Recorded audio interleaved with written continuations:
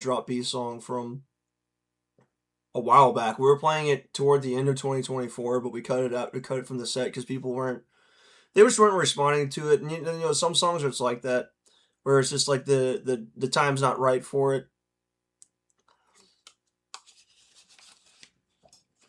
or you're playing it for the wrong audiences.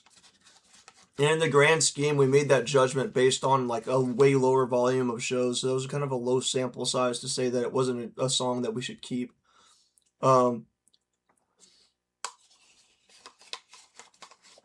Now the only way for us to tell for sure if a song doesn't hit is if we play it for a tour and it's the same reaction every time.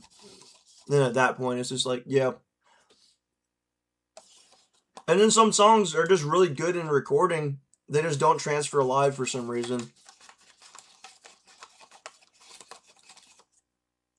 Wherever that may be.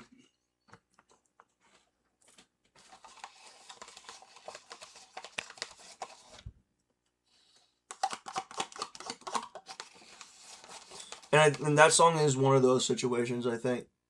At least for a time when we played it from about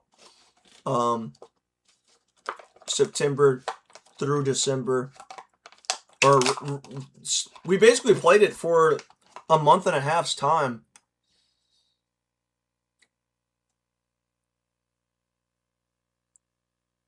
Maybe not even that much, because it was like the Brat Show.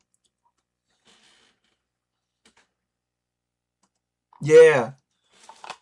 Because like the recording of it, it's like it goes hard, and it's just like, yeah, people would groove to this, you know, just on paper. But when we played it live, they just weren't really jiving with it. But like I said, we played it from like the end of August through midway through October, because then at that point we played October.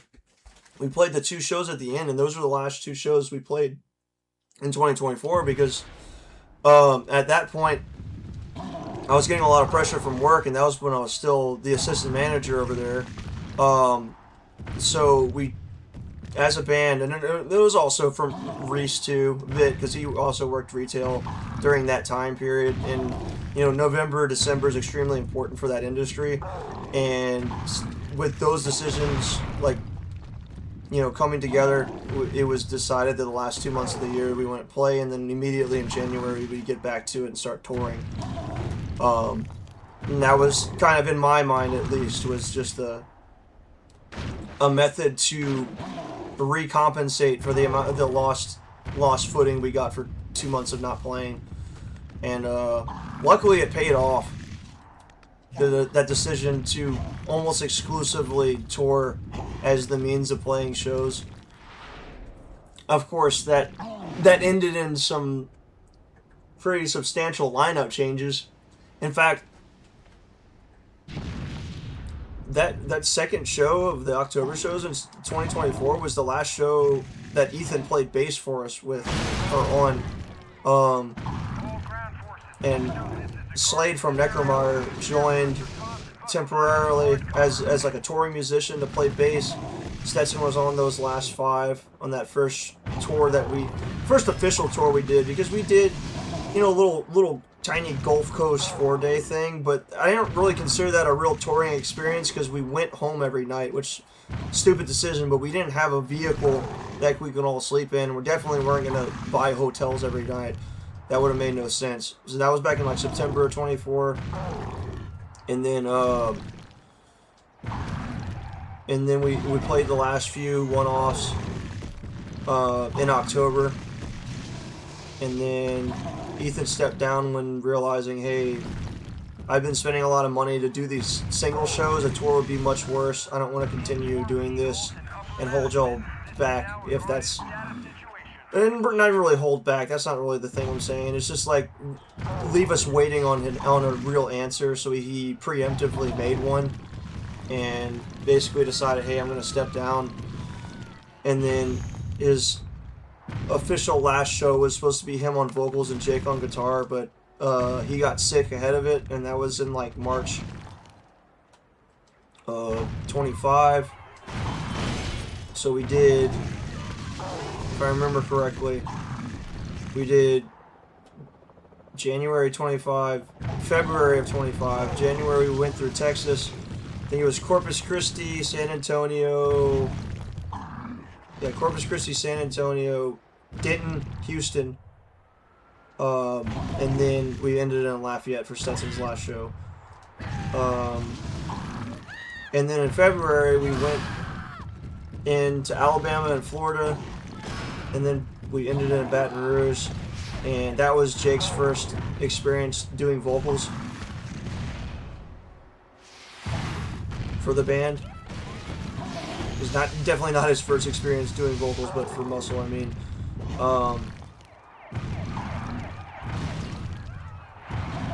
And then in March we played a one-off show at the Pit with Sick Sick Sick and Life on Mars, and Dogma, I think, was on that. And that was supposed to be like Ethan's true send-off show.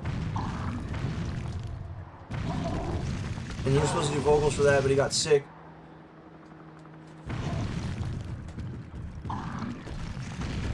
Jake joined Muscle in... Okay, so that's a weird one to answer, because by the time we played our first show in January of 24, he was already in the band. That's the thing that a lot of people didn't know, is that from what I understand, things with Vatic weren't really working out, and he was starting to get unhappy with how things were going, unfortunately. And you know, he thought about it for a long time when we first started the band.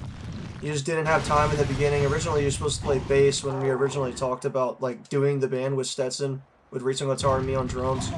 But then when the time came, he's like, I just don't have time for it. Not really super interested right now. And then,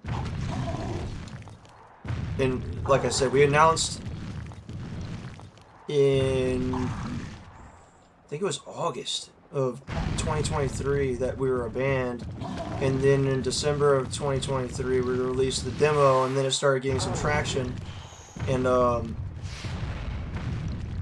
by that point, I think it was in like early December, maybe late November, that I basically was like, hey, I want a second guitar player. And Reese kind of felt him out, because at that point Jake and I weren't really talking that much. Reese and him were in contact a lot more frequently, and then Reese kind of felt him out. And then I think it was in December we went and go see Suffocation, Incantation, and Heraclean in New Orleans. And you know, we talked in the parking lot, and I'm like, okay, well, what are we doing here? Because I'm like, if you want to be in the band as a second guitar player, I already kind of imagined you as the second guitar player anyway, so by all means, if you're interested, I can send you the material and you start learning it. I can even sit down with you and teach you the songs.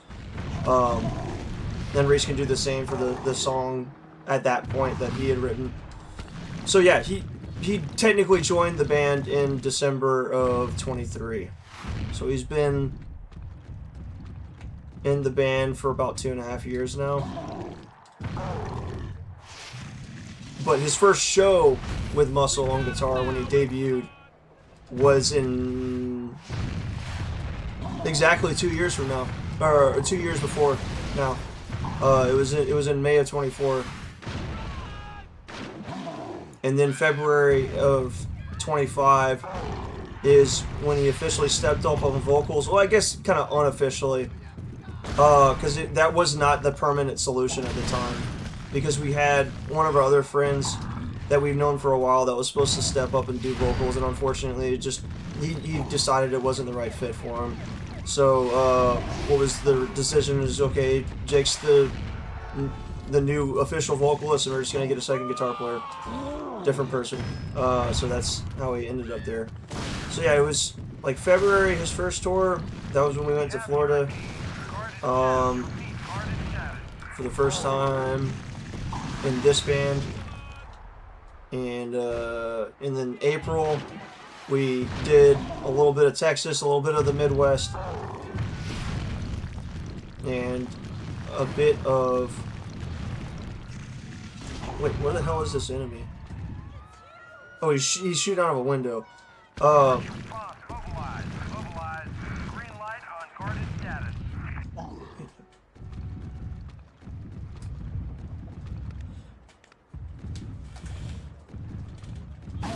Let me think.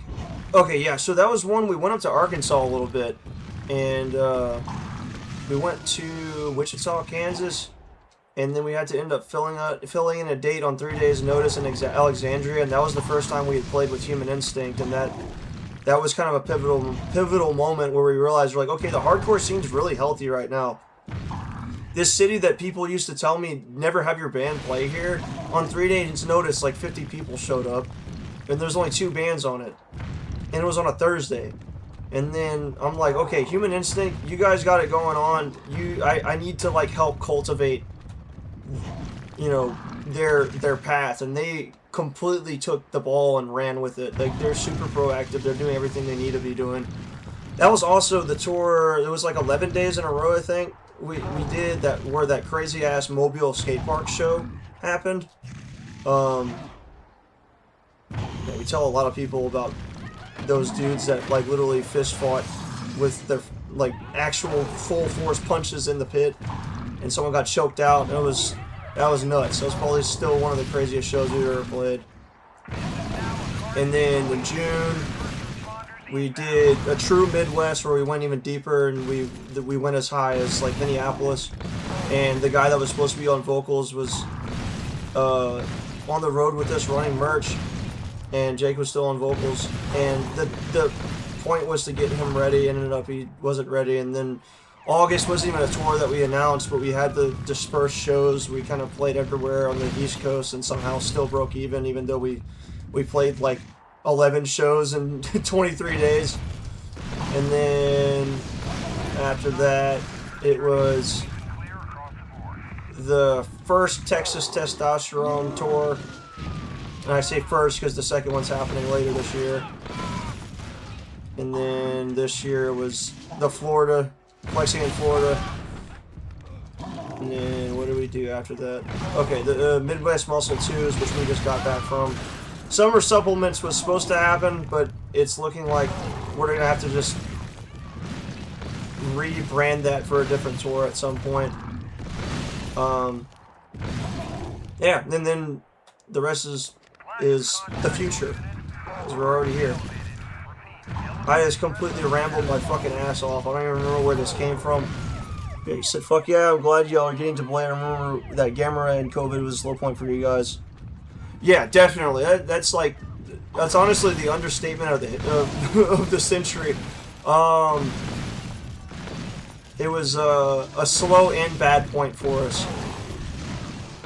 That band was plagued with lineup changes, and then when the changes happened, they didn't last basically any time at all. Drummers are extremely fickle, and especially when you throw the material that's as confusing and long and difficult as that, you can't expect to keep them any longer than we kept them if you're not paying them a lot of money, and we couldn't afford that. But in retrospect, it's a disappointment that we put so much work into it, but all of the stuff that we did in that band helped us learn to do what we do now. So it was definitely a good thing we decided to shelve that, at least for a time, and focus on something that could become profitable. Because I basically said, fuck it, I'll do it myself because no one else can. So I started taking drums really seriously, and I still have a long way to go, but I do enough. I do enough to make things happen in this band, as far as like stylistically and whatnot. Oh. What? Okay.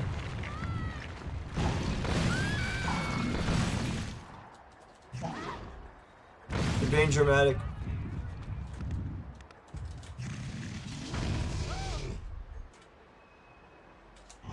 Oh, you mean like on the